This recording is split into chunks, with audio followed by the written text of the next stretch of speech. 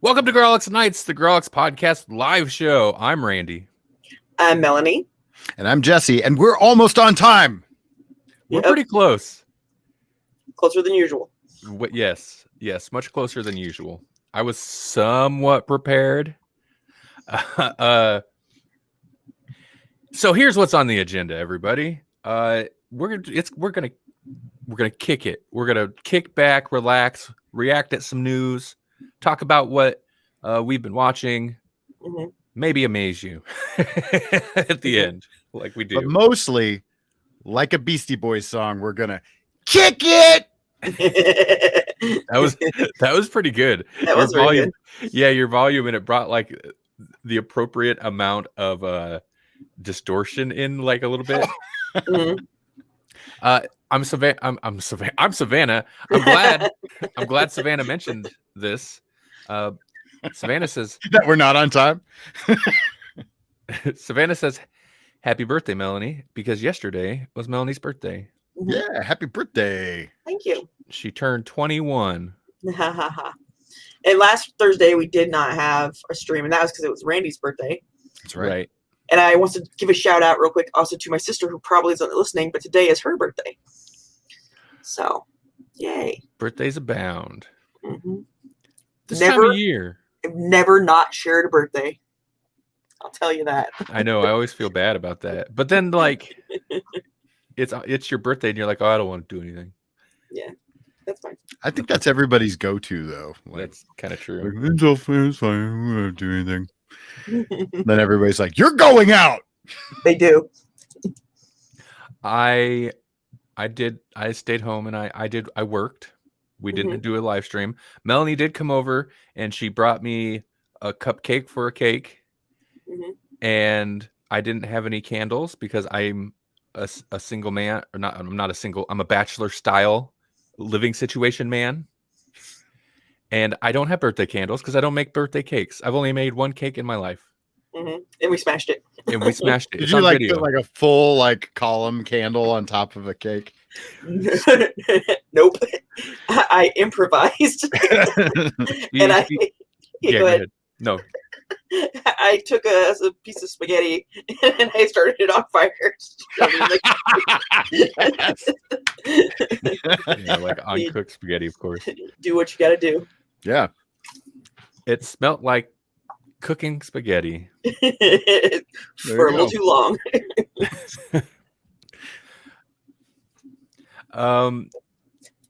Over the weekend, though, we went and visited my mom, and that was the Melanie and me joint birthday outing. It was a good time.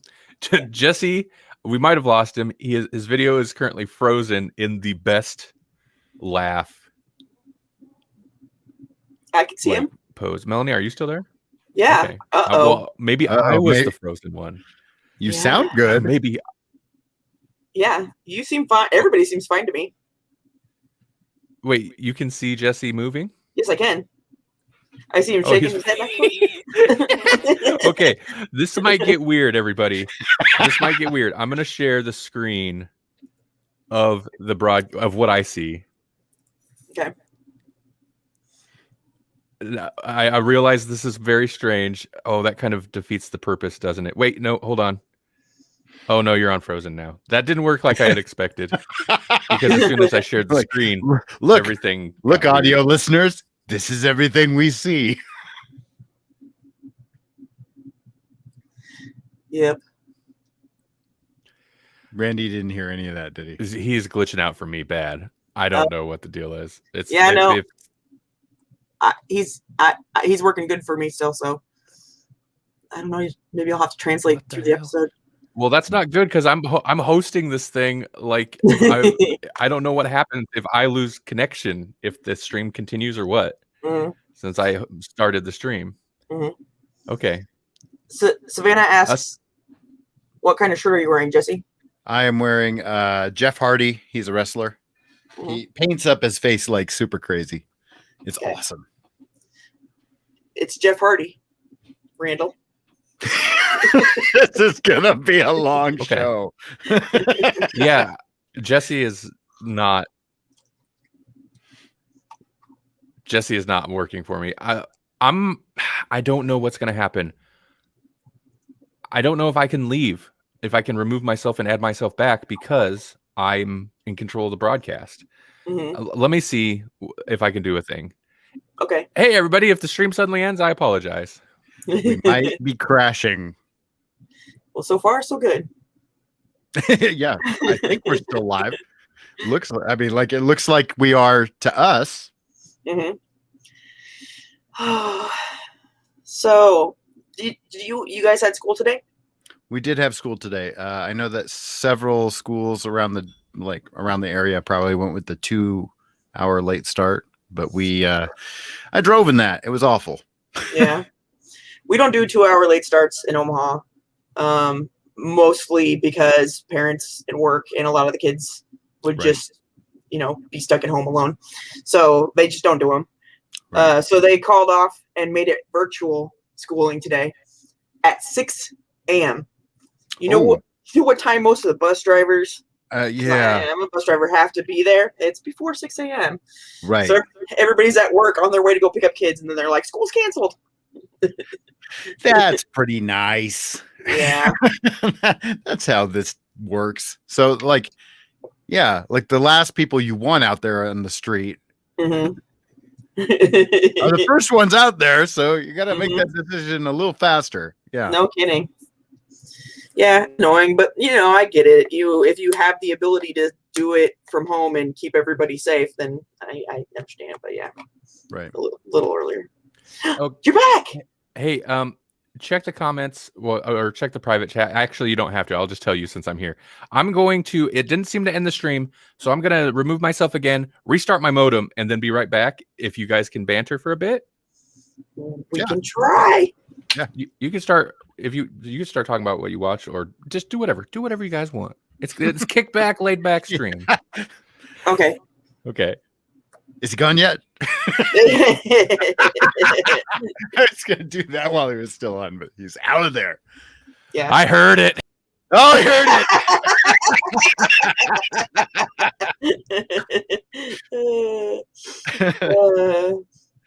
it. Yeah. So, what'd you guys watch? I know that Randy's probably gonna want in on that, but let me think. What's the thing that he will have the least to say about?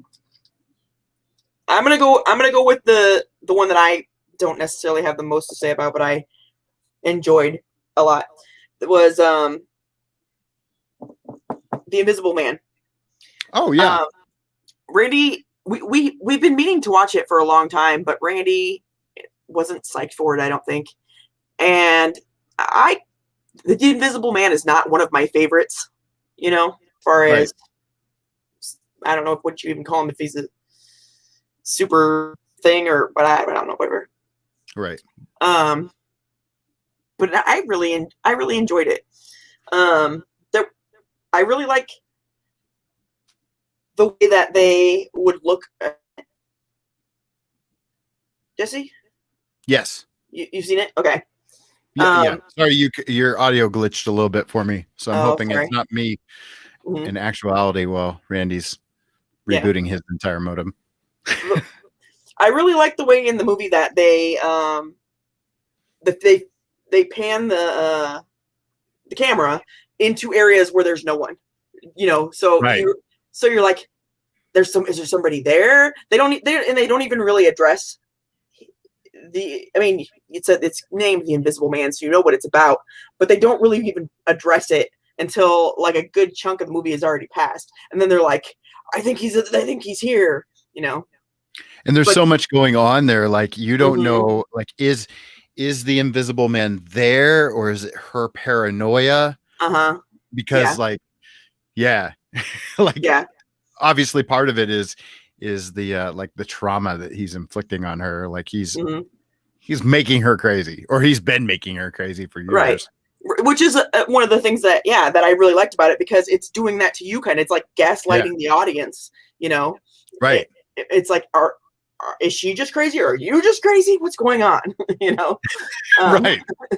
But I mean, I figured, and I'm sure everybody who you know watched it, even from the beginning, they hinted at what was going on, even if they didn't straight spell it out, but they said what his profession was and showed some of his equipment in the basement. So I really liked this take on it, especially because one of my things that I never really got with the Invisible Man was how if he is just invisible.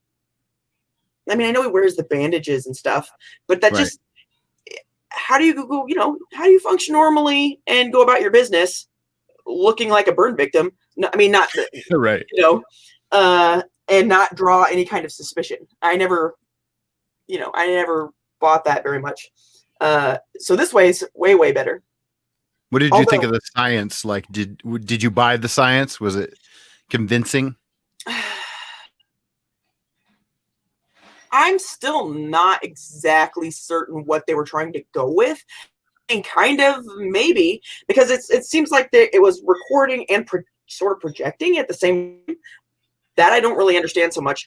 I know that like there's ways you can like bend light to make things look invisible if you show what's behind them. So maybe it's something like that where it's more just like observing the light behind it and then making that show up in the front. I don't really know, but no, I mean, if you're going to make some kind of invisible suit, it seems kind of plausible, I suppose. Sure. I still feel like it would have been smaller, because it seems like, I don't know how big the little dots on it were. I'm assuming they're cameras. Mm-hmm. But they seem pretty big. I think it would be much smaller than that. Personally, especially if you're going to walk around it, want it to be as flexible as possible. But right. But still, whatever, they're trying to go for effect. But and they didn't really explain like how is he able to see in this thing, because it's essentially like head to toe, like I don't know, hexagonal or like triangular little units or whatever. Mm-hmm. And like how I don't know, but I have to assume he would have to turn it on. It's either from the area where he had it stored, about the little computer there, or maybe if he had like an app or something, I don't know. Right. But even so, then you would have to carry something with you to be able to control it. So there's issues with it, but overall, I thought it was really, really good. There were some janky moments, like with the sister at the restaurant. And this knife just appears in her hand. That did not look that great. And I mean, there's a whole restaurant full of people. We're talking about the Invisible Man. There's a whole restaurant full of people. How does nobody see that? Right. Yeah. Floating across the room. Cartoon knife attack. Yeah. And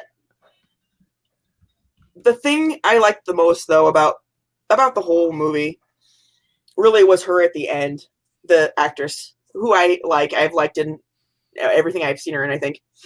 Or at least recently. I'm sure she might have been in some stuff when she was younger that I barely remember, but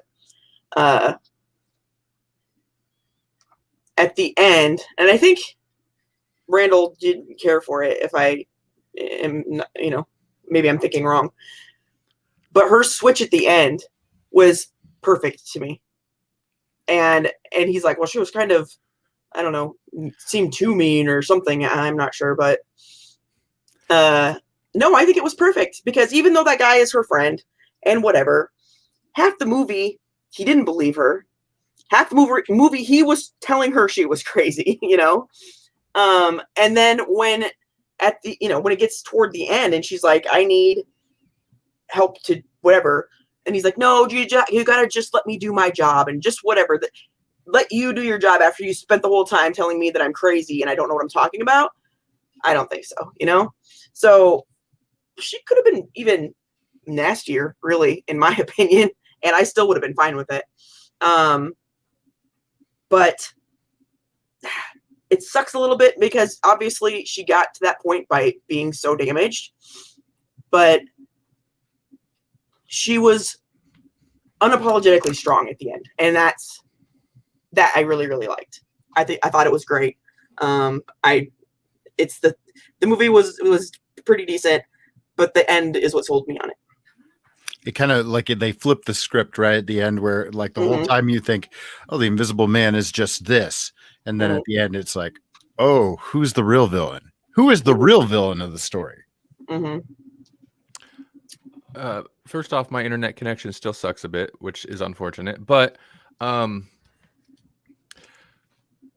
liked the movie quite a bit, The Invisible Man. What Melanie was mentioning about the end, what I didn't care for is not that she is not a good actor, like she acted it well, but I didn't care for how cold she suddenly comes across at the very end. And spoilers, by the way, spoilers for The Invisible Man. Right. I'll give you a second. Okay. I mean, yeah, she just murdered a guy, right? And like, it's revenge at that point for all kinds of things. And I don't feel like the actions were out of character, but based on what we had seen up to that point, the way her demeanor seemed out of character to me. But whatever, Melanie dug it. As a whole, though, I like the movie. There were a couple janky bits, like the knife at the restaurant, just because like it's such a like one fell swoop, suddenly like it flies across the table, cuts, and then it's like cuts the person's throat, and then it's just like Looney Tunes whoop right into her hand, and then she just sits there holding it. It's like I don't know how else you do that scene as written, but it was a little goofy to me. Also, like, so nobody see like a floating knife like come into the whatever. Otherwise, I really liked it. I liked that I remember when we were doing a live show and reacting at the news, and we were reacting at like this weird concept for an Invisible Man movie where it's like not your typical angle on it. And yeah, I liked the angle they took, and I think it worked. It was definitely effective. But I think my favorite part of it is it actually made the Invisible Man a legitimate horror movie monster versus just like mad scientist. He's invisible. We get to see him go and be invisible and kind of go crazy. It made him almost not supernatural, but almost supernatural in that like you actually get to feel the fear from someone else's perspective of him. And it just the way it made empty space scary. Not darkness, not lightness, not like a monster, not like the other room. Any empty space, the room you're in, that corner where there's nothing there is horrifying. The way it's portrayed in here, and that was my favorite part of it. That's all. One other thing that is maybe nitpicky or whatever, but the other people in the movie angered me over and over.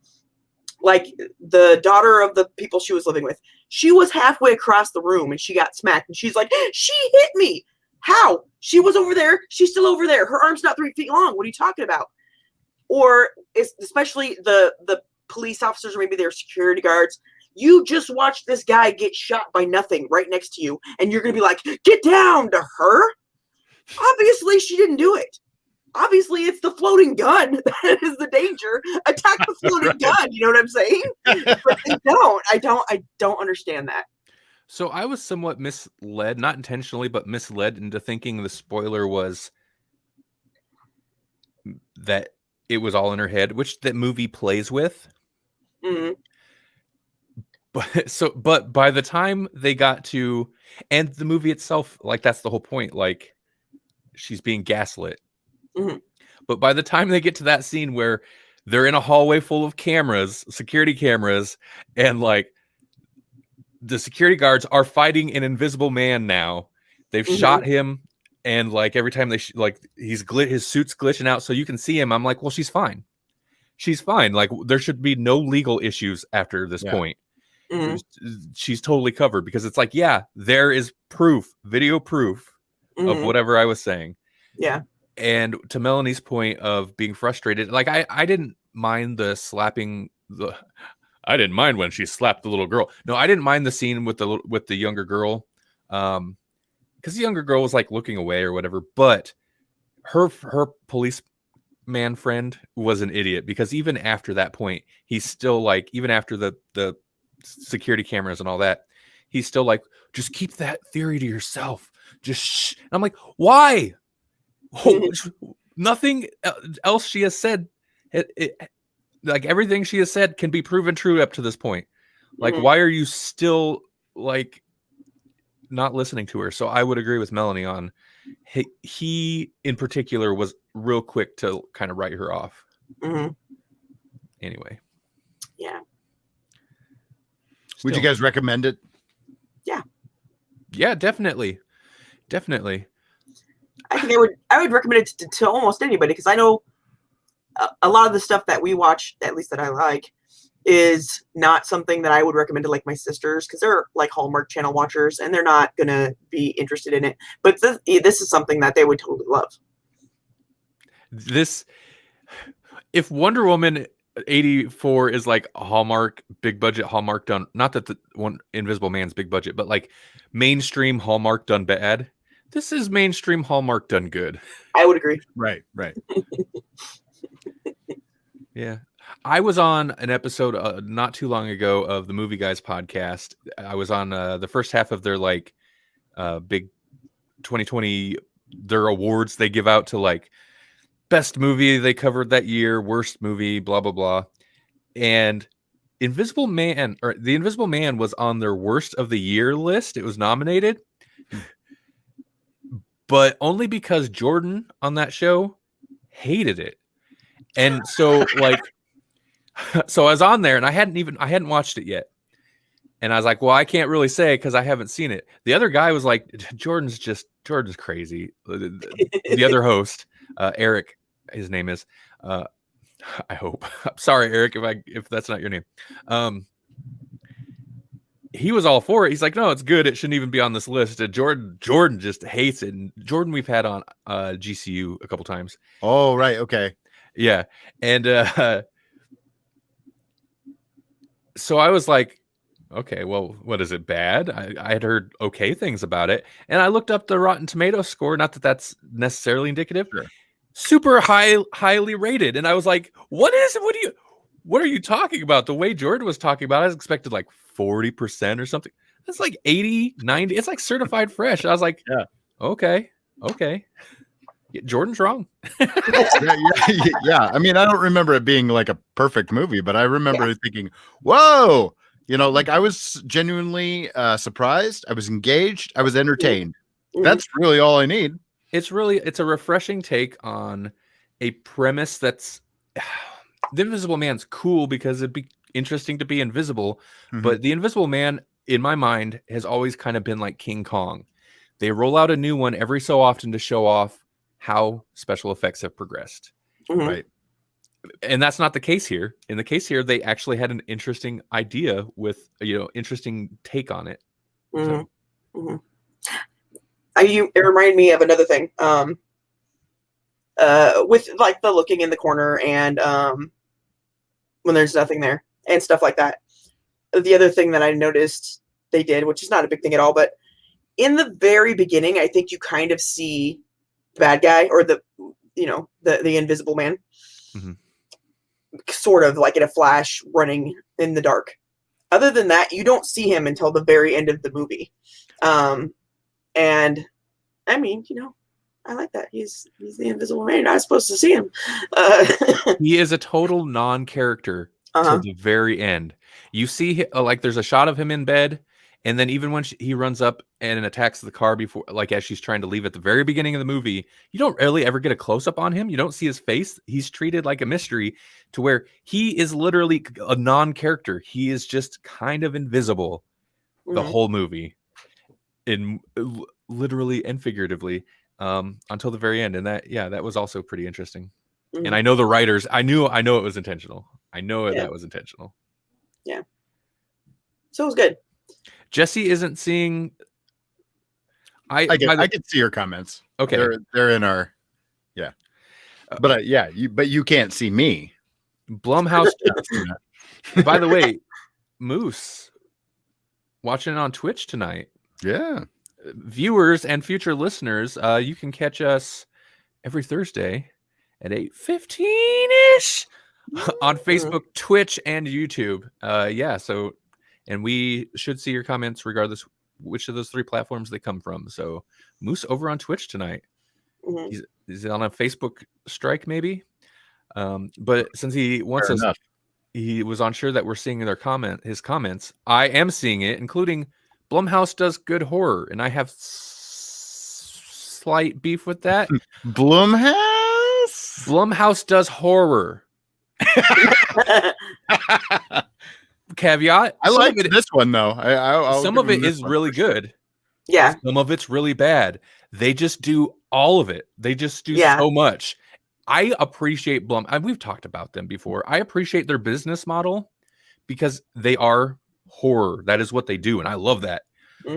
But they do give like talented people a chance to do interesting things, but they also just throw a bunch of crap out. They just do so much, and they can afford to, because they just pump out lower budget, not low budget, but like mid-tier budget horror movies, knowing that some of them are going to be a flop, some of them are going to be a hit. When they get a hit, that's going to pay for the like 10 other flops they just produced. So half of which will be sequels. I do like Blumhouse. I don't think they always do good horror. Yeah. And give us Happy Death Day 3, but don't make it dumb like the end of Happy Death Day 2, which was a great movie, but the premise of where they might go with it, I didn't like. Right. But I'll take another one. Oh, sure. Yeah. If it's good. Yeah. So how about you, Jesse? What did you watch? Well, I watched The Boys, which I know you guys have seen. So I finished up The Boys season 2. Oh, when's season 3? Are you ready for it? I'm so ready for it. When is it? Right. And man, so much happened. I mean, like, they cram a lot into these 2 seasons. And then, now I like, last time we talked about The Boys, I still hadn't finished season 1. And so I was like, what's her name? Elizabeth Shue. I'm like, she's got Homelander. And then that happens. And then I was shocked to see her in season 2. Right. Elizabeth Shue, anyways. Yeah. And I was like, oh, then I realized what was going on. Yeah. And it ain't no Force Ghost either. No Force Ghosts. According to radiotimes.com, The Boys season 3 filming, I don't know how recent this story is from, is due to take place August of 2021. So next year sometime. When there's supposed to be like, they're going all in on this. Like, I really want to go back and like read some of the comics, because now like they're leaking like little bits of like storyline that they're like, what crazy angles are they going to go? Are they going to go full whatever? Like this one thing that happens in the book, and they're like, oh yeah, they will. And I'm like, whoa. So it kind of spoiled just how far they're willing to go with this thing. But they're also like adding Jensen Ackles, who just finished his run on Supernatural. They're going to add him into The Boys. So, he just went from angry Ding Winchester to being one of Butcher's boys.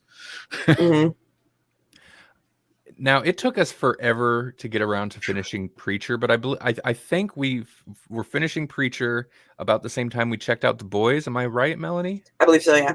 So I'm like, The Boys, I know that's based on a comic. Who did that? It's Garth Ennis, who also did the comic for Preacher. I'm just like, yeah, Garth Ennis is great. Makes sense. Yeah. He is legitimately great. And even watching, I don't know how, I haven't read the boys comic, but I don't know how accurate it is, but even watching just the way the characters act and interact and like the plot things that happen, I'm like, I can see it. Like he's got certain things. I could totally see it. I am becoming a Carl Urban fan. like he did Dread, he did this, he's Bones. I mean, like, really having a hard time finding something he's done lately that I didn't like. Okay, so Moose had said all horror is good horror. There are just varying degrees of horror of good, except Brightburn. Pin that thought. And he also said he watched Crossroads on Roku starring Ralph Macchio. It's a story about a blues fan. Oh, yeah. That movie's great. About a blues fan addicted to the story of Robert Johnson's lost song. Yeah, I remember Crossroads. Well, Savannah watched the Ken Burns series on American Jazz and the history of it. I don't know why, but I feel like they kind of go together. They do. I would say they kind of do. Urban did the movie Priest. I believe it was on this show that I realized he was the Judge Dredd guy, though, because I was calling him Discount Hugh Jackman. Because without the helmet on, I can see that. And you're like, he was Dredd. And I'm like, what? Oh, can I real quick, just a little thing. I watched, because of my nieces, I watched a trailer for a new movie. I don't know what it is, but it's got the child of Shark Boy and Lava Girl in it. Right. So it's one of those movies. Guess who is in it? Carl. The Mandalorian. Oh, Pedro Pascal? Yes. Is he also a treasure in that as well? I haven't seen it, but he looks like he probably is. Yeah. Yeah. I think I was thinking about that, like, because in Wonder Woman 84, he's pretty good.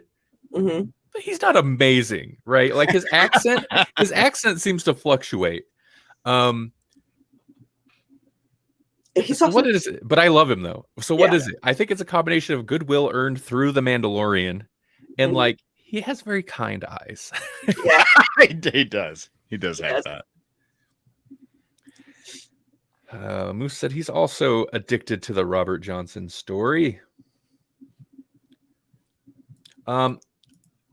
Keeping this moving forward, I'm sorry for the technical issues at the beginning, and I did not expect Invisible Man talk to go super long. Yeah, I'm sorry. Melanie, no, it's fine. You know what? If we don't get to the news, Okay. Melanie and I also watched a movie called The Endless, which we unknowingly was a sequel to a movie we've watched years ago, and we didn't even realize it till long after we'd watched this movie. Yeah. The Endless is amazing, and I don't know if I know Melanie liked these guys, but it's like a writer-director starring duo, got a couple of guys, and they make mind-bending, Lovecraftian, cosmic horror type sci-fi thrillers and stuff. And that seems to be like almost exclusively what they made. And I don't know, we come across this because I was just like, hey, Melanie, what should we watch? Just give me a genre and we'll find something. She's like, mind-bending sci-fi. So we watched this. It was really pretty good. And then we're like, well, what else have these guys done? And we're watching trailers for some of their other movies, and they're all like the same type of, different, but the same type of thing. And then we got to this one trailer where it had characters from the movie we had just watched, but then we were like, wait, we've seen that movie and not in the one we just watched, because the one we just watched had seen like it. I don't know. It's mind-bending. So I'm like, these guys got their own like mind-bending cosmic horror cinematic universe. It's amazing. It is. Let me get the names for you guys. So The Endless. The Endless, though, I do recommend. It's pretty good. Here's a synopsis real quick. Two brothers return to the cult they fled from years ago to discover that the group's beliefs may be more sane than they once thought. That's pretty vague still. But it was and then I'll let Melanie talk if she wants, because I bet she has things she wants to say. Aaron Moorhead and Justin Benson are the duo that wrote and directed and co-starred in this, and they've done several other movies, so I recommend it. And the other movie that we watched a preview for, and then we were like, oh yeah, we've seen that movie. We watched years ago, like probably not too long after it came out. They're both seem kind of lower budget, but they're still really good. But it's strange because like watching the preview for the old movie, we definitely watched that movie and I automatically knew what it was. But the scene in the newer movie that we watched, I would never have remembered that I watched that. And it was, so we're having trouble here. Okay. Well, it's fine. But that's kind of the premise. Like they do mind bending stuff. So the older movie we're talking about is Resolution from 2012, in which basically a guy is committed to helping his best friend sober up. So they go out and basically like lock him, chains him up in a cabin or whatever in a place out in the woods, and then he starts finding weird tapes and stuff and film reels, or maybe not even in that. Yeah, there were hard drives, just all kinds. It is all kinds of stuff. And it's like videos of them and stuff, and videos of maybe stuff that hasn't even happened yet. Yeah. And so that's the other movie. And I'm sorry, I just want to set up what that movie was. What were you going to say? Nope, that's fine. Okay, so then the new movie, you kind of find out why that was happening in the first movie, although it wasn't ever something after watching the first movie that I was like, why is that happening? Because the first movie is just kind of weird and you're just like, okay, crazy. This movie kind of explains it without you even realizing it's referencing that situation. I don't know, whatever, it's good. I do like how many times though in the thing they reference it. Even they're like, there's some meth addict that's out in the woods and blah blah blah. I stopped by there, and then you never really even put together who it is until we watch the trailer for the old one. It's great. And we haven't seen the other ones, but there are at least two other, or they are other ones. There's two others. One of them is Splice, I think. Is that what it's called? And that one looks more that it's set in, I think, Italy, and Spring. Oh, it's called Spring. I'm sorry. And it's more like a creature horror than the others. But that looks good. And then the newest one looks way higher budget. Synchronic. It definitely does look higher budget, and it's got Anthony Mackie in it. Who isn't he? He's Falcon, right? Falcon, yeah, in the Marvel stuff. So yeah, and that looks great. Looks like more weird. Synchronic. Two New Orleans paramedics' lives are ripped apart after encountering a series of horrific deaths linked to a designer drug with bizarre otherworldly effects. So like bigger budget, same weird. So pretty cool. Yeah. I mean, anyway, why reinvent the wheel?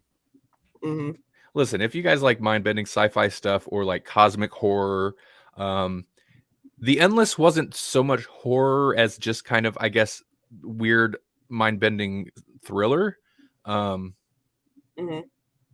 But definitely check out those guys. I don't even know if I would call it a thriller necessarily, but it's like a bro movie almost. It's like a weird mind-bending sci-fi bro movie.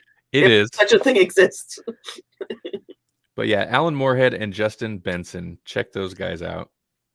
They're doing interesting things. Yeah. We're talking a lot about what we watched. Sorry. Oh, why are you sorry? I'm the one who's like long-winded. You should be like, are you sorry, Randy? So it's like Christmas in the middle of it's not even March. It's February. It's Christmas months later. I bet Melanie feels like it's Christmas. It's gotta be. It's got, I mean, can you feel it in your heart? Because feel it you guys rising. thought something. I'm dying. I'm dying. I live for these talks. You know what? This actually should be the featured topic. It really should be. So, as per our tradition, although we technically we waited 2 years because this movie we're about to talk about came out in at the end of 2019. But we have, with the exception of the first of the new trilogy, we generally wait like 2 years after a new Star Wars movie comes out before we finally watch it and talk about it, which is really good for getting those listens on that Star Wars wave. We were just on the trend, right? Everybody's talking about this movie right now. Yeah. So we finally watched Rise of Skywalker. Yeah. It's so weird. Like I tweeted about it, but I intentionally tweeted about like a technical aspect of it that I thought was interesting because I feel slightly weird. I am not a Star Wars fanboy, which will come as no surprise to anybody who's listened to the show for any amount of time.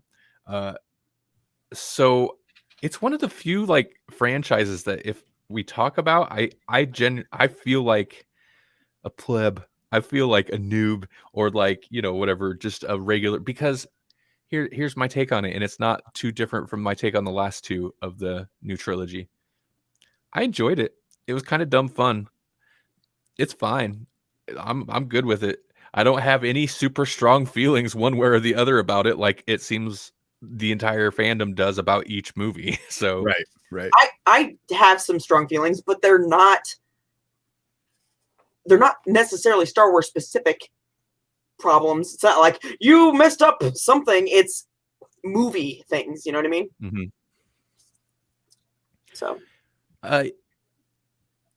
I think the best way for me to put it is something I had said to Melanie while we were watching it. I don't remember what moment, but something happened and I laughed and I was like, that was great, but also terrible. And I was like, that kind of explains all the best parts of this movie. It's great, but also so bad. Yeah. Like what's his name? I'm blanking now. Kylo Ren? No, furry guy. Furry guy. Chewbacca. Yeah. Oh, They finally give Chewie a medal. Oh, that's right. They do. It's so stupid because it's like, yeah, nobody except the people watching the movie understands why that's happening. Chewie is not sitting there like, yes, finally that medal from like 40 years ago. Yeah. That kind of thing. It's so funny, but that's not great. It's pretty stupid, but I was like, fine. That's fine. It's all fan winkery. It doesn't matter. Right. Mm-hmm. The one thing I will say, why do they have to be, and this is a common complaint. I see people complain about both ways. Why does everybody have to be a family of somebody else? Yeah. Oh, yeah. Why can't there be a savior who's just a nobody who descends from garbage people? Why does it have Everybody to be... got mad at The Last Jedi as if this was going to somehow make it better. Yeah. Yeah, no, I didn't care for that at all. And I knew it was happening. I didn't know who Rey's bloodline, who it was, but I knew it was happening. Mm-hmm. But the line is like, she's like, you said they were nobody. They were nobodies because they chose to be nobodies. I'm like, oh my God, no. Just like, yeah, let's retcon the entire last movie. So not only did the movie before this really like everything with Finn and all that, like it had no effect on the plot. The entire plot of Last Jedi had no effect on the overall plot. Sure it did. Then you got to have like a ghost Jedi help out instead of, a real Jedi. What's the difference between a Force ghost, by the way, and just being there when you can lift? I never seen Force ghosts lift ships out of the water and stuff. Like Luke had total control of his surroundings. Like, what's the difference? Yeah. Can we get to the big thing? Bug Zapper?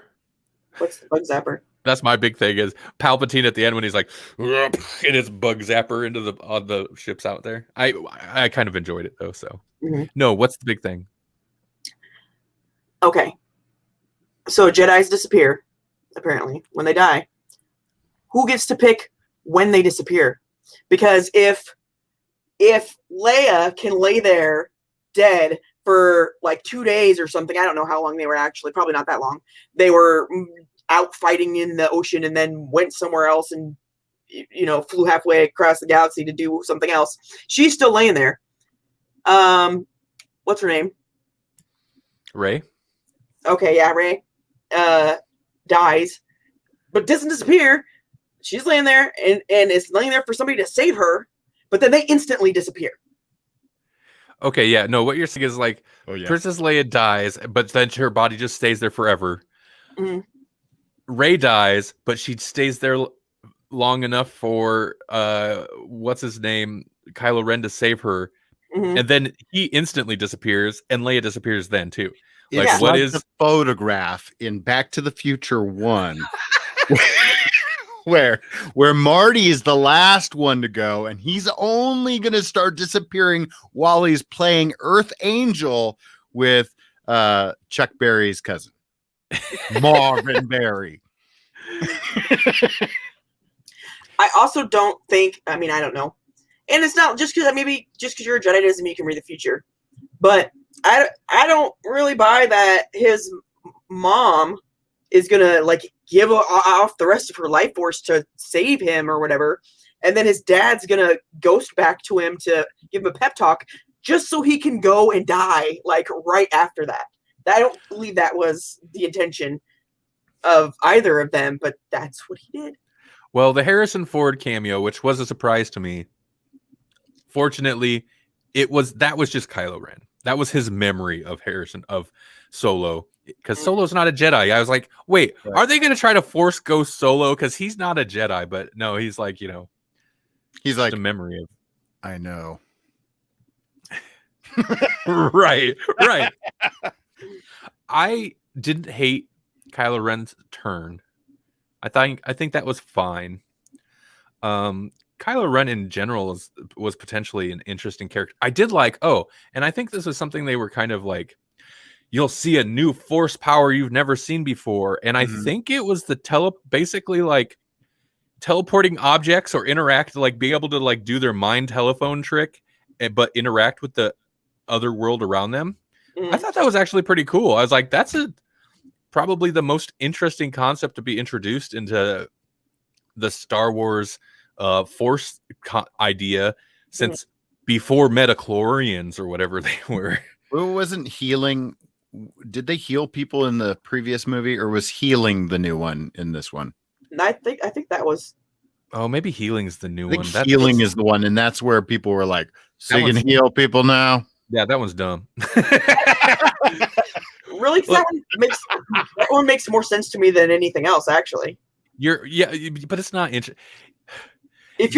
That's hitting your Skywalker Jesus thing a little too hard on the head, or I should say Skywalker Jesus allegory a little too hard on the head. Like, I don't know if you're going to use like the life force of, you know. Yeah, I get it. I'm not saying it doesn't. It makes sense if they had. I mean, I think this is where everybody gets mad. Is like if they'd been doing it all along, which is a dumb argument. It is a dumb argument. We're just like we're only mad because they haven't been doing it all along. I think maybe we were messed up because we did wait 2 years. So I've already seen Baby Yoda do this, and so it wasn't impressive to me. Oh yeah. Oh, that's a good point. You're right. Maybe that's why I didn't think much of it. Yeah. And it's, you know what? It's not dumb when Baby Yoda does it. No, and its name is Baby Yoda. Suck it.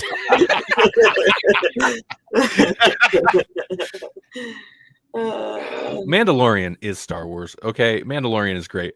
The only time Mandalorian is not great is when it starts stepping too deep into Star Wars, and I'm like, okay, back out a little bit. Right. It's you get up to your knee in it too much. Yeah. Although I'll take deep fake Luke. That's fine.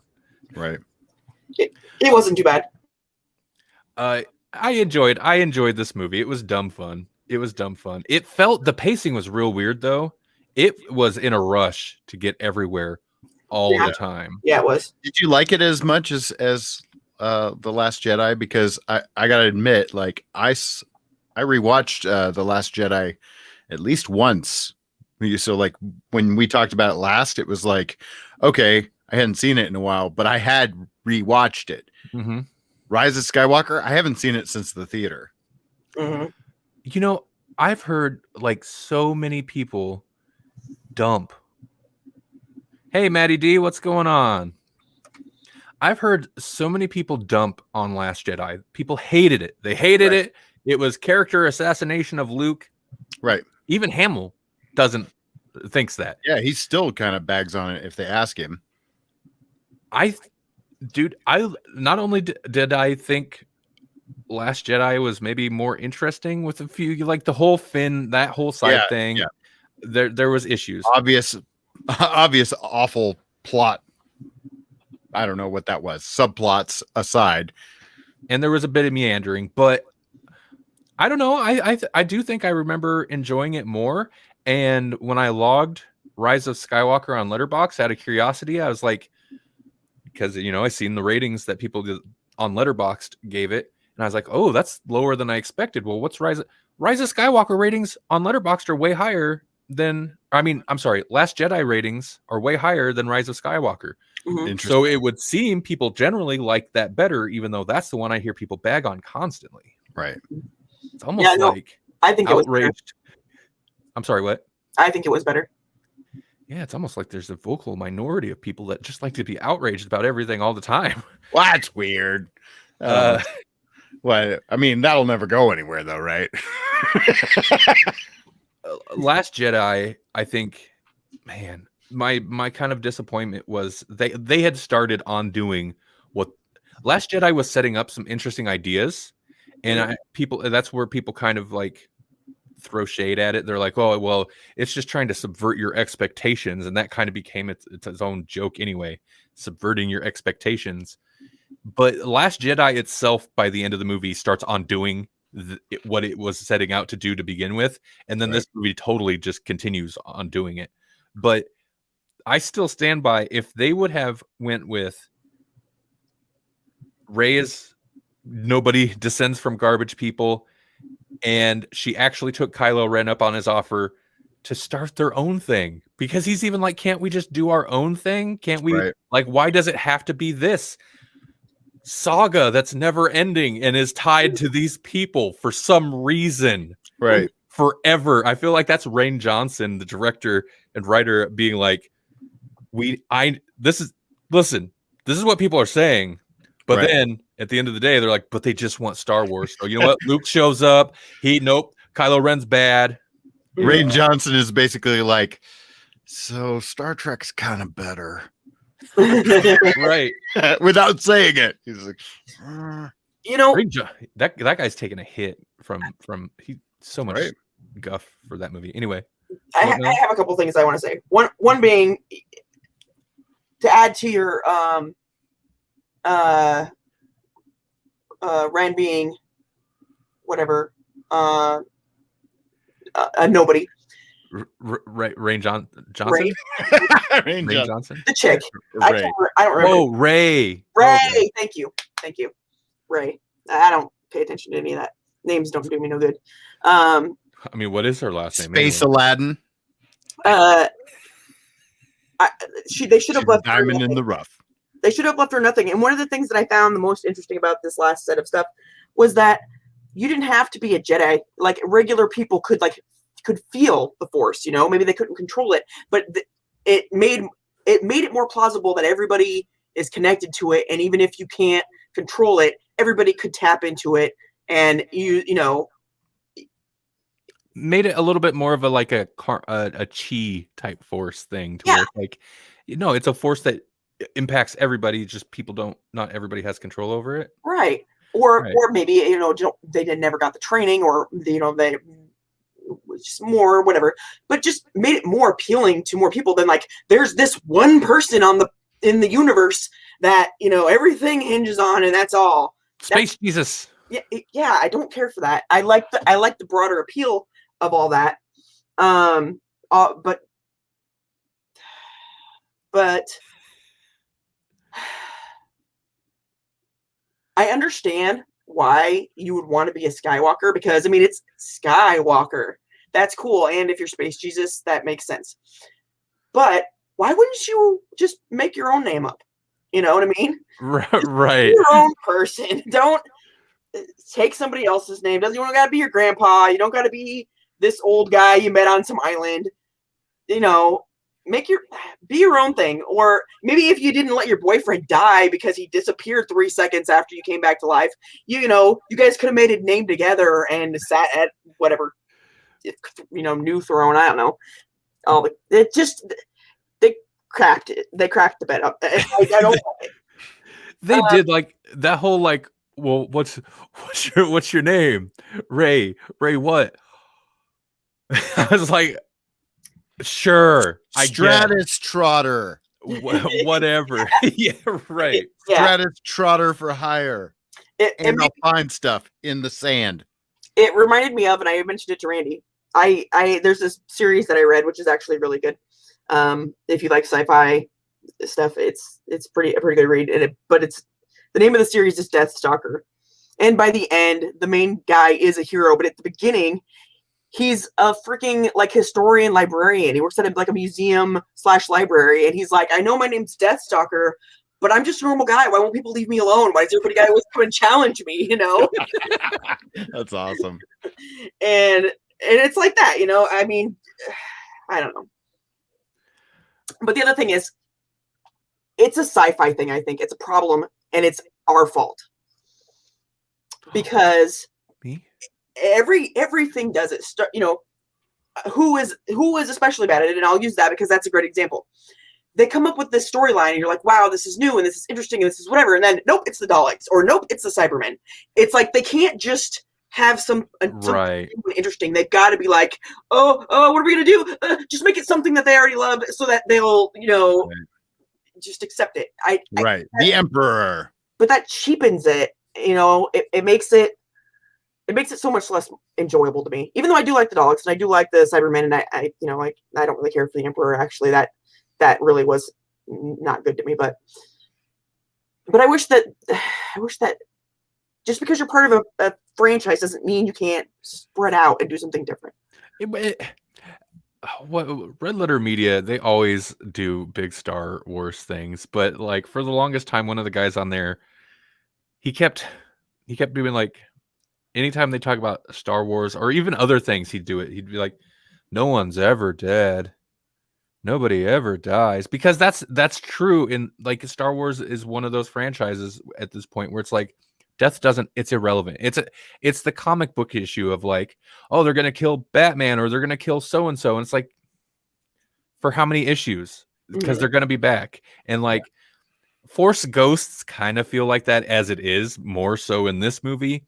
But Palpatine, just like, I came back. I did like, man, everything about the design of that. Oh, why would you hang out there? But the design of his lair was awesome. Every frame was like a dark ambient or death metal album cover. It looks super cool. Yeah. And like, what was that weird huge thing he was hanging from? Like all these movies, the set design. What? Sorry, the Ghost in the Machine. Yeah. All these movies, the set design and like the very Geiger is very like alien almost. It's just like plugged in. And there was at least one location in each of the 3 of the newer trilogy that I really loved the like design and concept of. So like visually, you know, yeah, these movies look good, on point.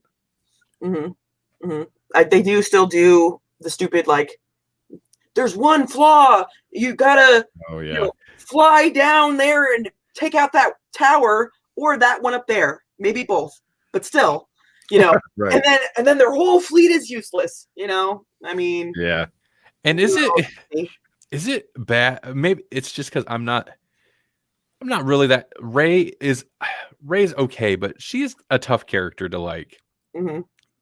I never really felt I identified with her, and they kind of don't give her enough actual personality of her own to really feel too much for her, because it's just like, oh, she's just the new space Jesus. It's So is it bad that when Palpatine like absorbed both her and Kylo Ren's whatever soul essence force and they dropped dead, I was kind of like, what if that's the end?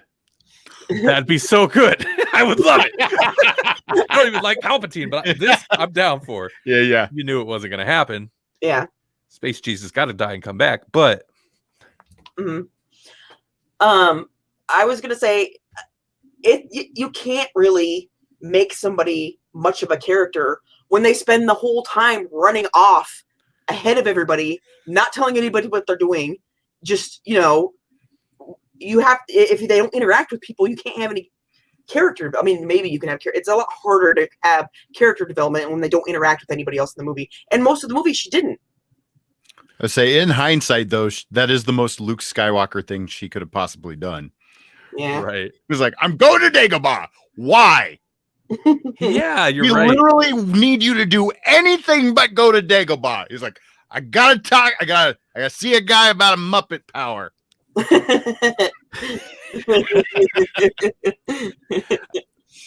So I'm losing it. Where'd it go? Darn it. It's gone. It was good too. Whatever it was. Take my word for it. Okay. It was something about Rey and all that. Oh, so the most I didn't want Chewie to die, of course. Right. But that was like potentially the most interesting thing they would have done with Rey when she exploded that spaceship. I was like, oh, we might actually get some like other than just she's struggling with the light side and the dark side because we say this that she's struggling with it. Like we might actually get some interesting character development. There might actually been actions that have some consequence of any kind. Right. Nope. Chewie was on another ship. She doesn't have to feel bad about murdering a whole spaceship full of people. It's fine. Right. And those spaceships are like a city. They're huge. They're like a flying city. They're huge. But you know what? The dog man that she likes wasn't on that one, it turns out. So she doesn't have to learn any lessons about it. That would have been a potentially like good lesson about appropriate use of her powers and keeping her emotions in check if we actually had like stopped to take the time to explore that theme instead of just running off to the MacGuffin key to get us to the next MacGuffin key to get us to the end. Right. That said, I liked it. I enjoyed it. It was, but that's the thing. It's dumb fun. Like there were lots of things that I was like disappointed in from a movie standpoint. I'm like, that's stupid.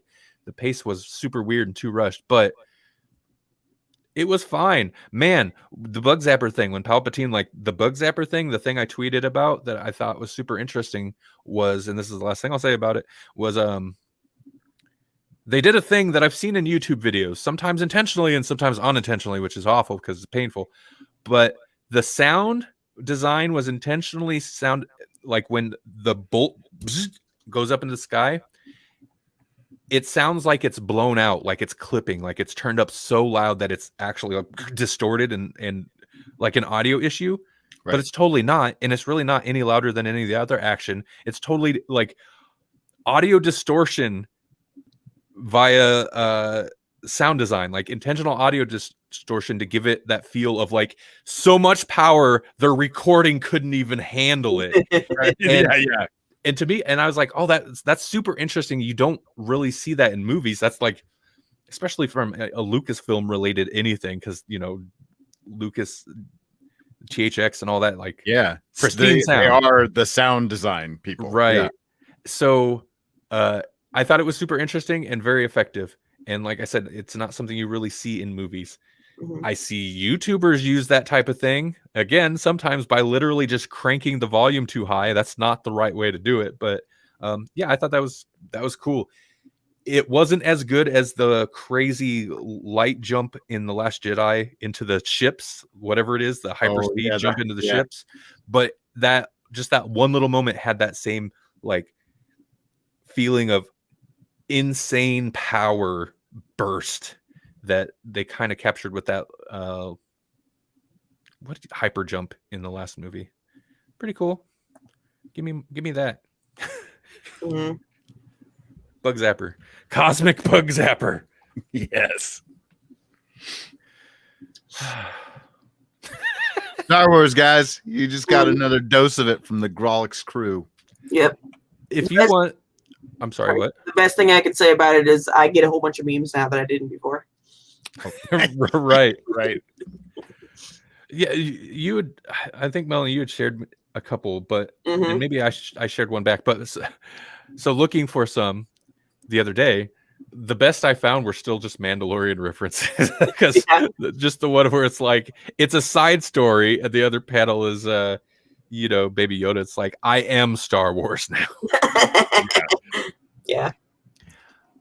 Do we want to just run through the news, because I feel at least one or two of these stories I have to mention, or else the title of this video is going to be rather clickbaity. Yeah, right. I'm not going to do a few of them, yeah, because they're right there in the description. Okay, Robbie Amel's Resident Evil reboot is arriving sooner than we expected, and this is primarily notable because I did not know they were rebooting the Resident Evil franchise. I didn't know Robbie Amell was still an actor. Right. Well, apparently he is. I don't even know who Robbie Amell is. He Firestorm and in The Flash, right? The original Firestorm. Yeah. Oh, the bad wig.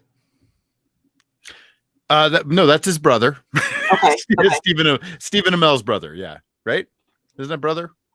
Yeah, it better be, because we're saying it is. Okay. Also, news from this is apparently the last entry in the Resident Evil film franchise was just 4 years ago.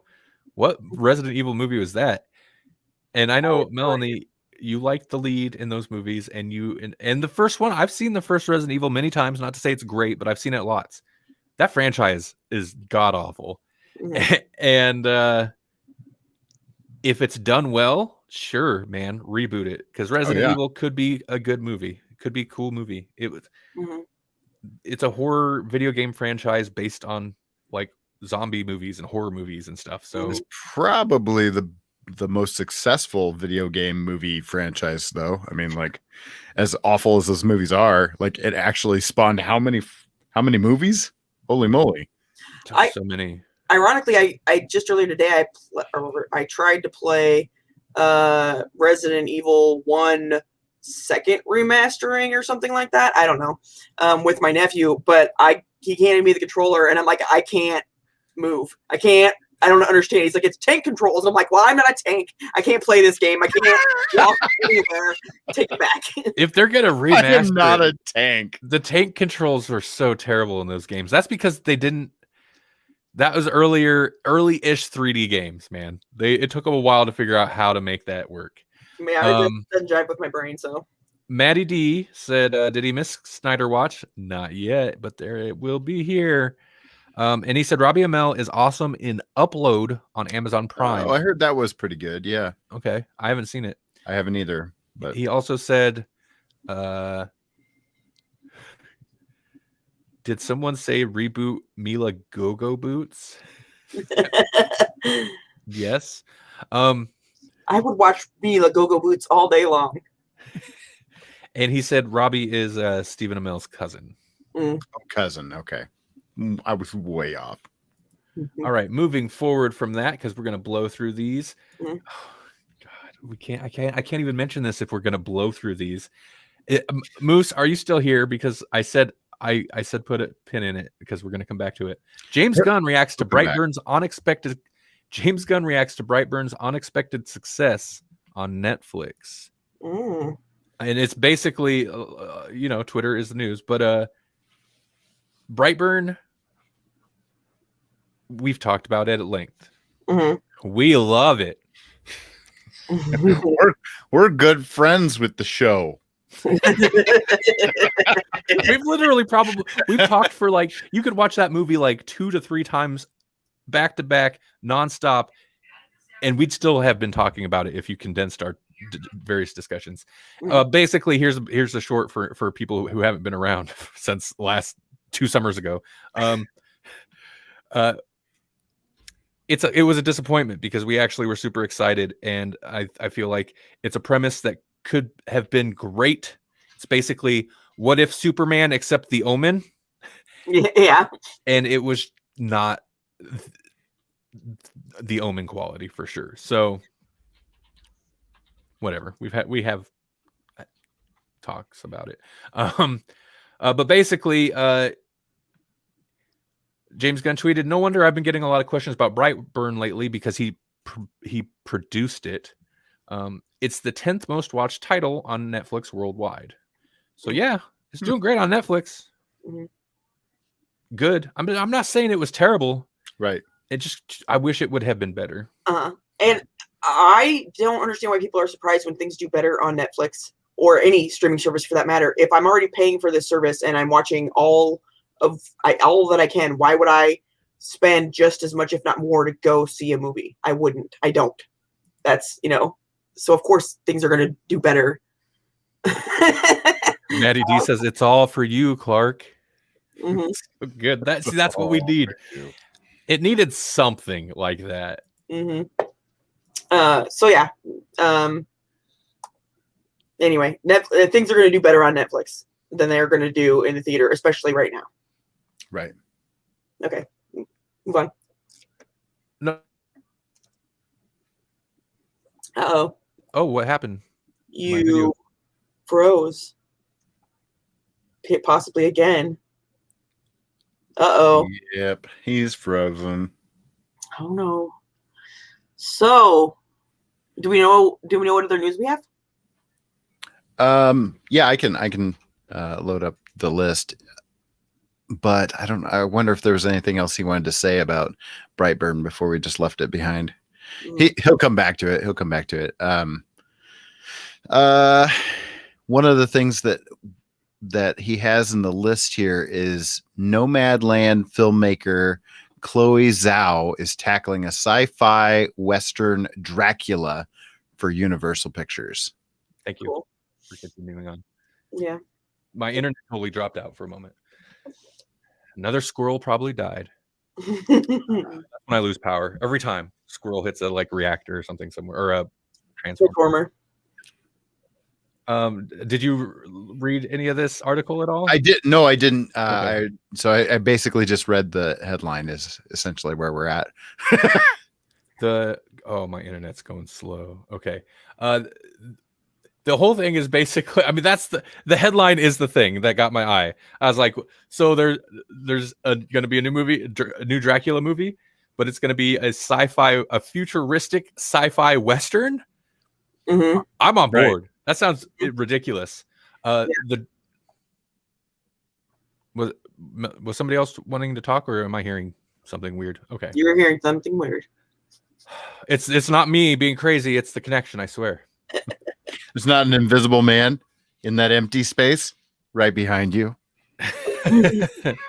Or no, I've got the door cracked open there.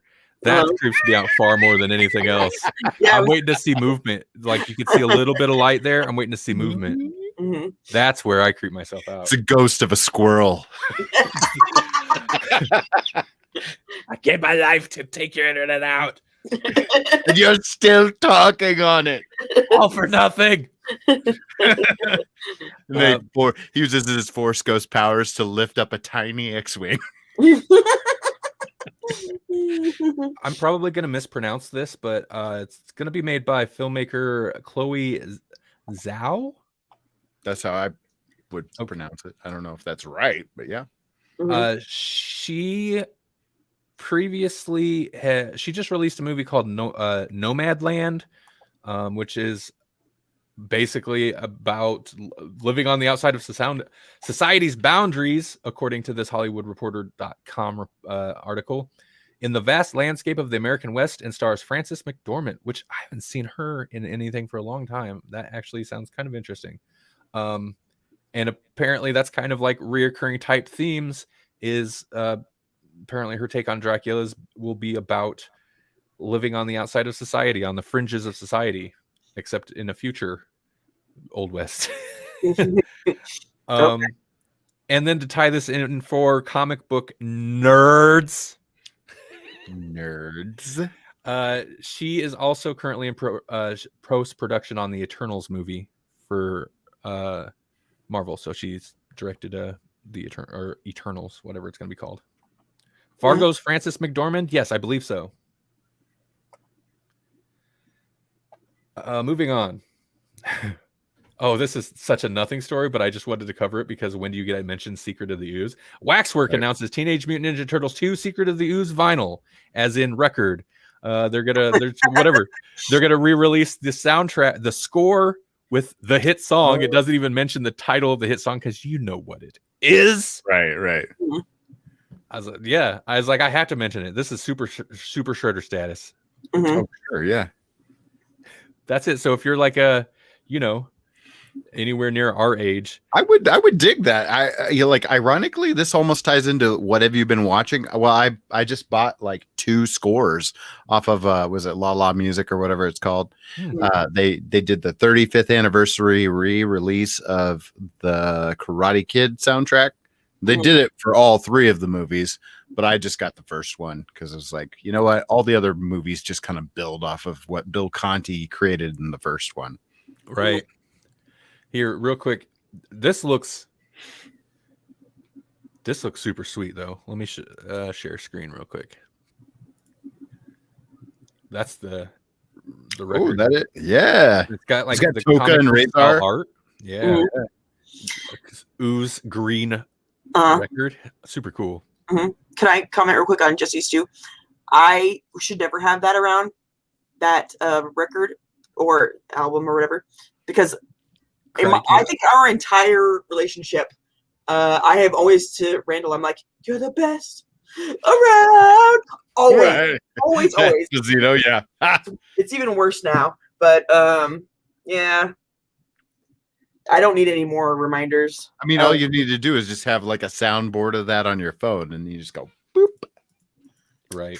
True. Instant musical cue. And the last normal news story before we get into a certain special segment that, yep, you thought maybe it was dead. It's not. It's a space Jesus. This here's our new segment of is this real life? Is this what? Is this a real thing? Is this why is this? Why is this? I was gonna say something, but I don't want to take it the wrong way because I understand the pandemic is a sore subject for a lot of people, and it should be. A lot of people. We lost a lot of people. I get it. Maybe the film industry needed a bigger hit than what it got, though, is what I'm saying.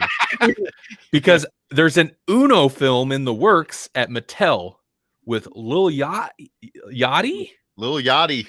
Eyed to star. Uno! It's worth it. It's worth 2 hours of your time, right? Why Uno? Is this a joke? I had to make sure the date wasn't a stupid April 1st article or something. Can you imagine the memes that will come out of this though? Like it'd be like, like that, that meme of the guy that's like, do this or draw 40. And then he's got like a handful of cards kind of thing. How do you do a live action adaptation of a card game? I mean, really? So from just this little bit that I read here, you basically just make a movie and then somehow loop Uno into it because I'm getting this from comingsoon.net, but in a statement, Lil Yachty said, quote, I'm so excited to be a part of this film with Mattel. I played Uno as a kid and still do today. So to spin that into a movie based on the Atlanta hip hop scene I came out of is really special. It hits so close to home for me. What? What even is this? I don't know. Maybe it'll be amazing. Maybe it'll be like Clue or something, which I personally think. Yeah, but at least you can see the story elements in Clue. Yeah, it's essentially a mystery game. It sounds like there's just I don't know how it's going to tie into it, but it's just gonna be this story and it'll probably have Uno grafted onto it. I don't know. So, I mean, you'll think you know what's going on and then they'll lay down the reverse card. Yep. And then just when you think it's getting good, this is what you should do, listeners and viewers. You should skip it.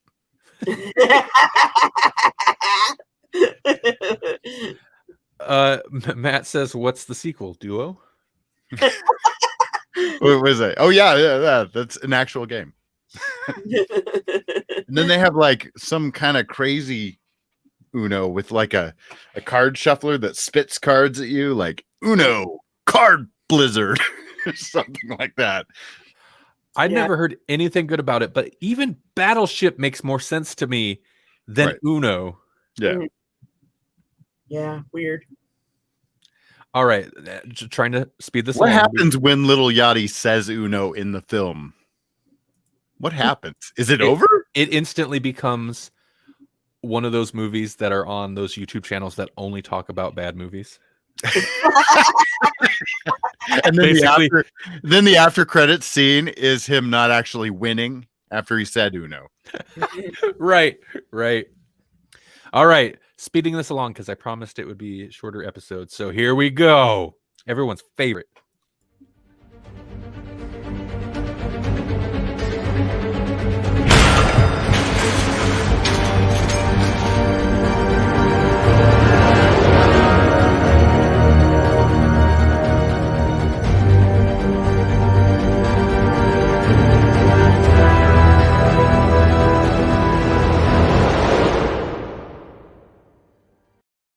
Snyder Watch.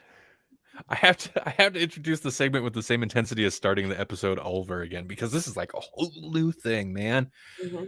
So, okay, first we're gonna get to the news that because we've been off for we didn't do a show last week. Mm-hmm. We've been a little spotty a couple weeks because it's that time of year when everything's happening.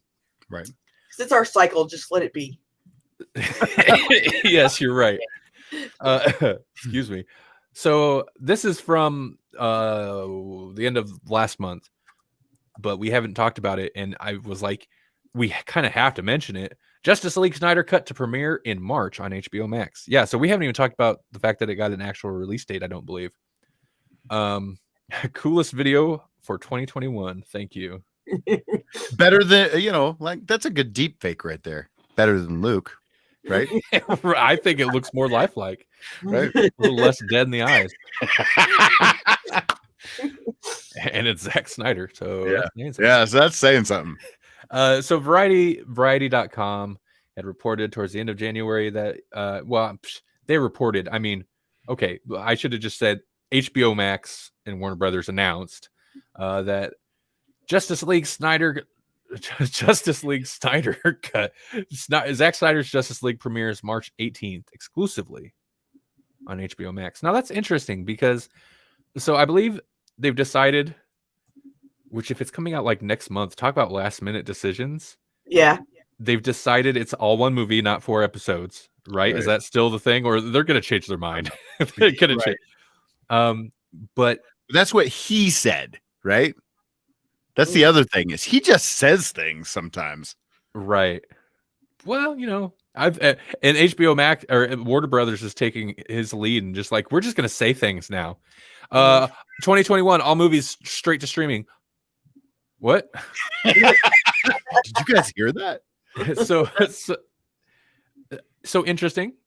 Not theatrical release. Maybe they're just like, that's going to cost us way too much money. We're just put this on streaming. It's going to make us a bunch of money. It's only costing us $6 billion extra dollars? Right. So that was really the actual news. That's the only actual Snyder Cut news of the last couple of weeks. Because to be honest, there's multiple stories every day about this. Right. There's only one piece of news every month. Right. And this is technically just an announcement, not even news. It's just like the name of the movie is. Yeah. Dude, that was a story. That was going to be. Yeah. That was what the official title will be. Zack Snyder's Justice League. It's the same. It's great. Everyone's just going to call it the Snyder Cut. Oh yeah, I was going to say, why didn't they just call it the Snyder Cut? Embrace it. I don't know. The new news that no one knew anything about. This is fresh breaking. It will officially be rated R. Suggested for you. Even though I swear we heard that a while ago that it would be rated R. Officially now, and if you search it up on it's so interesting. You can search it by Snyder Cut, even though if you go to filmratings.com, it pops up. It received an R rating for violence and some language. Oh, so they don't even have like dirty pillows in it? No. Guys, I don't even have to search this because Facebook knows that this is the hard-hitting journalism that I want to see in my Facebook feed. Suggested for you. Yeah, you posted a picture in our Grolix chat, the article, and it said suggested for you. And I was like, oh, dude, you're never going to hear the end of it now. Just wait till Google gets a hold of it. Right. I get push notifications about the Snyder Cut like every day. I never asked for it. Right. Google just knows. Yeah. In there, it's listening on this stupid little device, and it's heard us say it a million times. So it's like, I love it. I mentioned something once, and it's flooding my feed. It's crazy. Right. Now, here's even, in my opinion, even less news than that news. This is a couple days ago. I'm sure people have already seen all this already, but he teased the new look of the Joker. You want to see that tease? You want to see what Joker's going to look like, even though we've seen him, and he was not really even in the movie originally, but he is now. Yeah, sure. Because this is the original vision. Here's the tease. Look at him. Look how different. Oh. Look at it. Look. He has more hair. It's so it's just a blurry, out of focus picture. I'll give Zack Snyder this. He knows social media. Mm-hmm. He knows how to use social media. So audio listeners, in case for some reason you haven't seen, it's totally out of focus. Here's what you can kind of glean. It doesn't look like he has. Actually, it looks a little bit. I wonder if they're going to steal the face ripoff, the leather face Joker from. That's totally what I was like. I was like, that kind of looks like that. And if that's the case, I am actually with it. That's the only way I would be, is if it is that specific, like my face off and I'm wearing it as the mask. If it's not that Joker, I don't want to see it. And if so, why is he in this movie though? Why? There's only maybe 7 extra minutes. So why? Because he wants a movie, so he's gonna do. He's gonna do a Fight Club and be like, I wanted to destroy something beautiful like Jared Leto. You're right. Nice call. Nice call. Yes. Audio listeners, the other thing is it's totally blurry. It's black and white picture. It doesn't look like he has the face tattoos, so maybe that'll lead credence to Leatherface Joker. His hair looks longer, feels a little bit Joker, and then he's holding up it's kind of the Joker looking card from comics, but it's also very specifically the Joker looking card from the end of Batman Begins. So people are like, Heath Ledger Joker. But anyway. Yeah. Right. Maybe it's gonna be Jared Leto wearing Heath Ledger's face.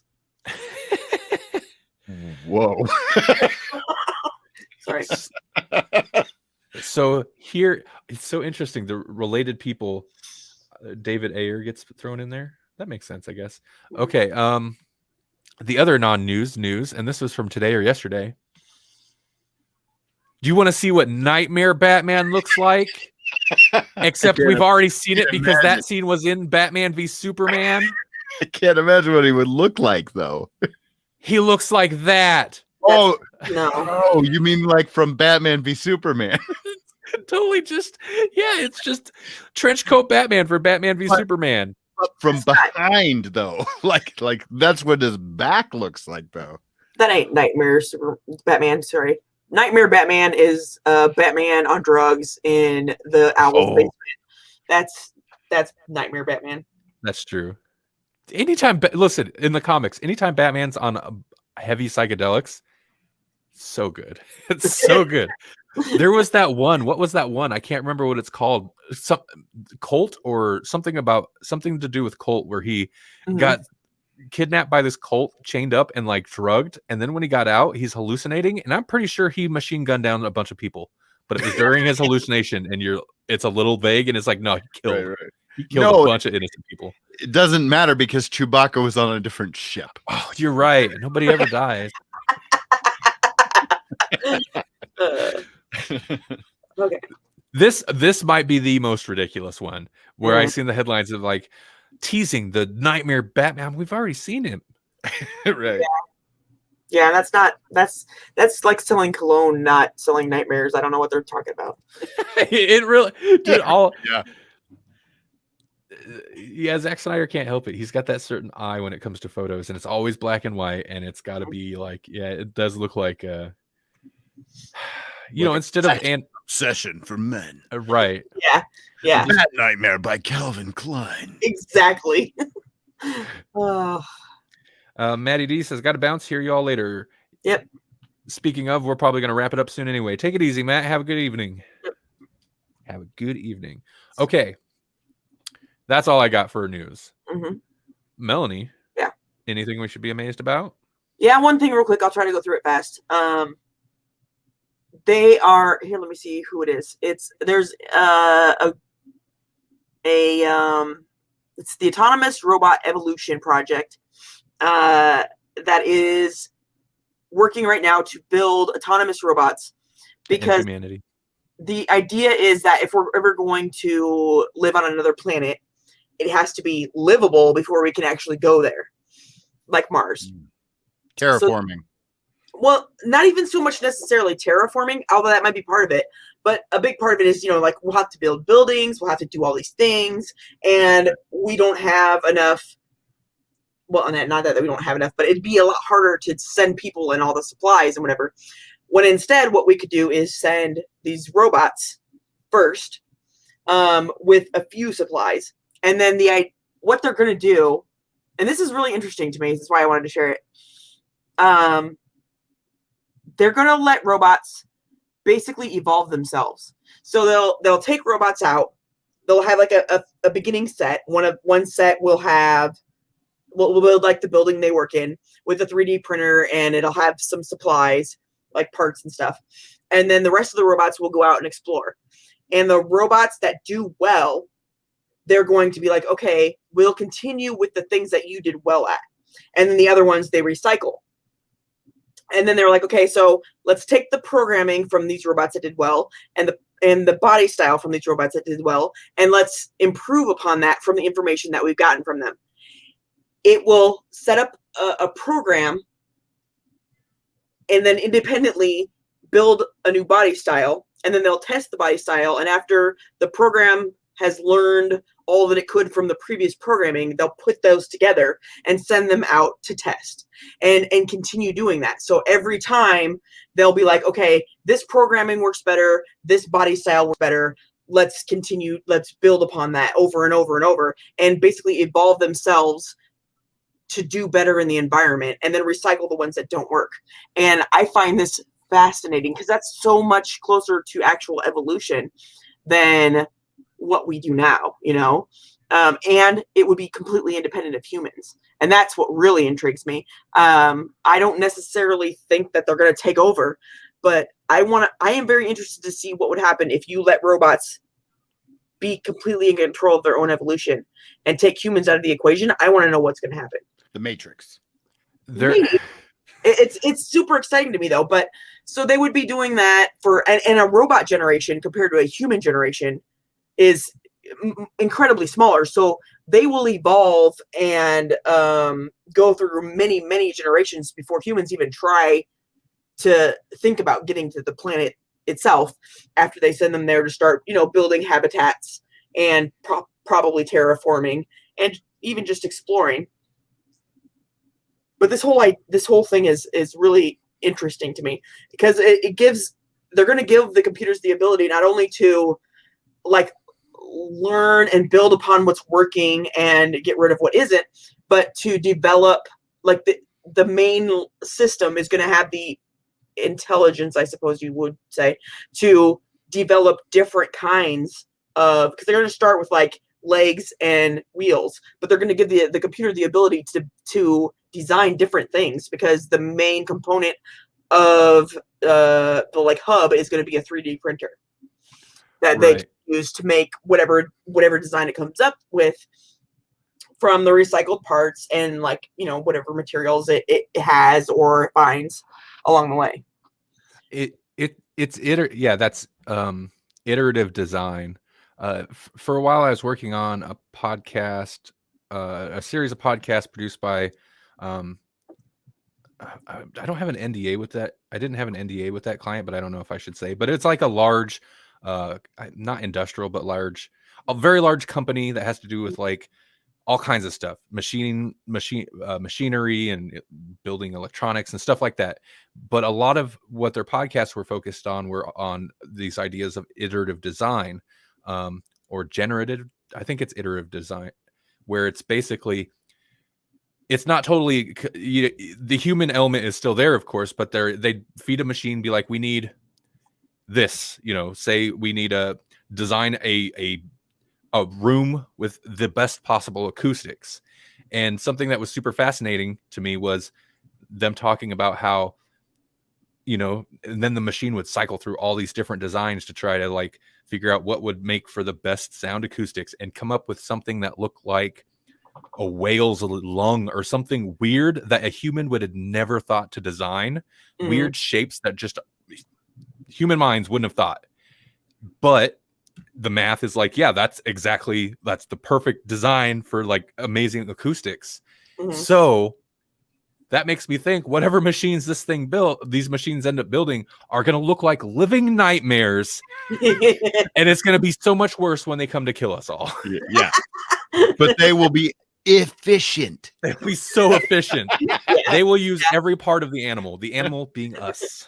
And we will have no idea because we would have never thought of it. Right? How do we stop them? Too late. It's going to be horrifying. We're going to get to Mars and be like, what is this place? I hate everything about it. Well, that's the thing is, like, they evolved to the point, like, their whole point is to get it ready for us, but by the time we get there, it's uninhabitable because the robots are like, that's not efficient. Yeah. Well, there's like giant spikes. They're like, that's a chair. Sit down. That's the best design for a we chair. like it. I have thought of that mostly because of the upgrading the programming. Like, I understand upgrading the body style, but they're talking about every generation upgrading the programming based on what the computer thinks is the best, you know. Right. So that's and that's almost worse because it's not like a sexual, but it's almost like there's two different parts that they're combining together in different varieties, you know, kind of like people do. Where you're like, well, let's take the best physical attributes and the best mental attributes, put them together, and see what parts of those work, so that next time we can change and improve upon it. And that, I think that's the most interesting part to me. That if anything is worrisome, that would be it. You know, it's not just we're improving design. We're improving design and the not mental, but a kind of mental capacity. Hybrid kind of thing, like a self-hybrid. Yeah. Well, and beyond the idea of that, like, then they're going to turn on us because that's what the machines always do in sci-fi futures. If it's like a matter of like, yeah, then it's reprogramming itself and figuring out ways to do that. It's basically rebuilding machine or building new machines from the ground up, you know, including the programming. I don't think it would take that many iterations before people are just like, I don't know how to interface with this machine. Like, we don't know, like, we see the programming going on in here. We don't understand how it works. Right. Yeah. That's going to be super weird. Not if Elon Musk has his way. But anyway. With the Neuralink thing. You know. Oh, right. They're going to reprogram us. Right. But yeah, so there on you go. Mars, robot program you. Yeah. One last thing and then I'm done. The initial, I mean, they're planning on using this for Mars and other planets. The initial idea behind it, why they began studying, you know, this way of doing things is for sure. I always say it wrong. Chernobyl. So that we could send robots in that could do the job, and then once they're kind of useless, they can improve themselves because we can't go in there to retrieve them because they'll still be radioactive. So interesting. Yeah, I thought so. That was good. I like that one. Yeah. Jesse, got anything to mention worth mentioning? Got anything to talk about before we get out of here? Because we weren't on last week, the Covert Nerd Cobra Kai episode just went up. Right. I think it was just a couple days ago, maybe Tuesday. So if you're interested in hearing my thoughts on season 3 of Cobra Kai, go check that out. It was a really fun conversation with Lee and his daughter Ruth.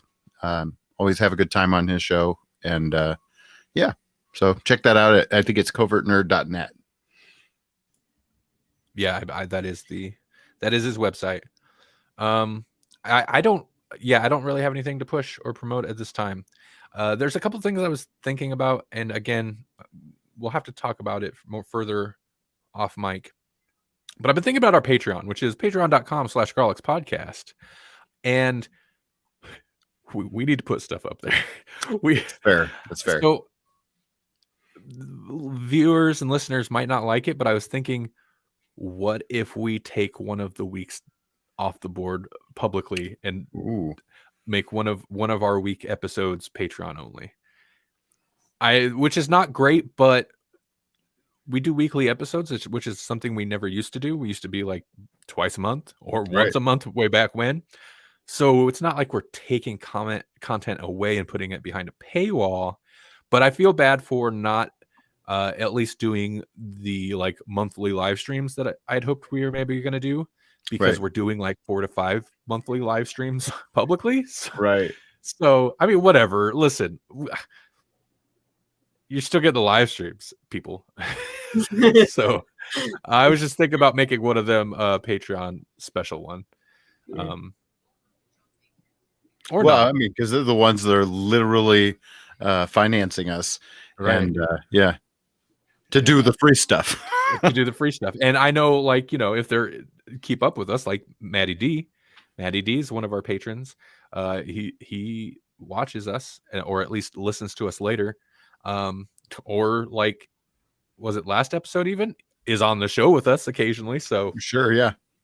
But I don't know. That was just something I was thinking. I guess this is more for like Patreon listeners. If you're listening, I am thinking about how to get more content specifically for you, so you get a little bit extra for being super sweet pod friends and helping finance the show. Yeah.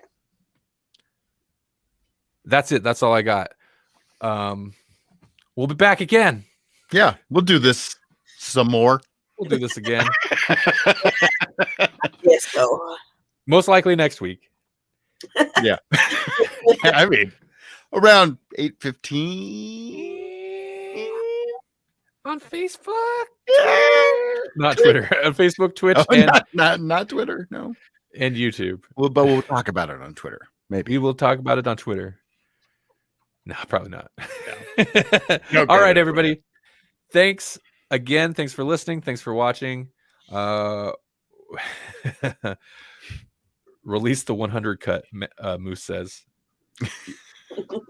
I was on Patreon. You have to go there.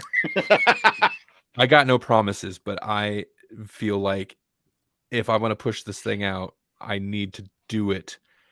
It would be appropriate to do it around the anniversary, which is 1 month away from now.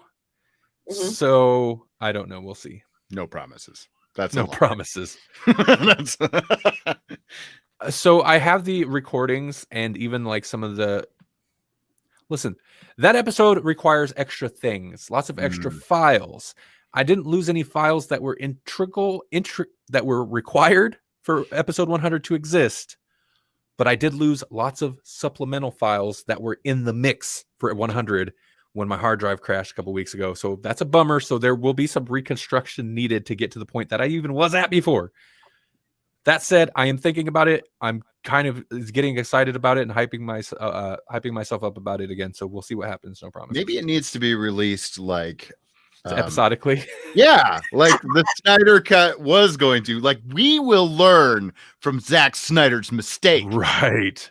We're gonna keep. That's what we should do. Episode 1 of 100. We're also Episode 2 of 100. Do you guys remember Neil and Johnny Drink in the Park? It was a podcast on the Electronic Media Collective podcast network. Yeah. They did that with their episode 100, except it wasn't like shorter. They had like 8 parts that are episode 100. It was an epic. Yeah, that's right. Suddenly I feel like we're plagiarizing. Listen, that wasn't my intent, okay? Neil and Johnny. D-Rock. Johnny Rock. Johnny Rock, yeah. Yeah, I feel like he'd be okay with it. Yeah. Listen, the episode 100 has been in works for like years, okay? Johnny Rock's like he's like my best friend too. Sorry, real quick. Is it gonna suck? Oh yeah, Moose ass isn't gonna suck. Oh no. It's gonna be amazing. Yeah. It is gonna be amazing. I'm excited. Like the Snyder Cut. I might have to add stuff that was totally in the original vision. It was always originally. It was always going to be what you end up hearing. It just is going to cost $6 billion. Patreon.com/Grolix Podcast. We're waiting.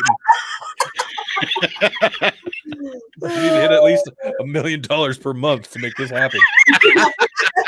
That's our goal. That's just a goal. It's just what goal. it is. Oh, start trending that. Yeah. All right. Have a good weekend, everybody. Have a good evening. All that happy stuff. And we'll talk to you guys another time. Yep. Have a good night.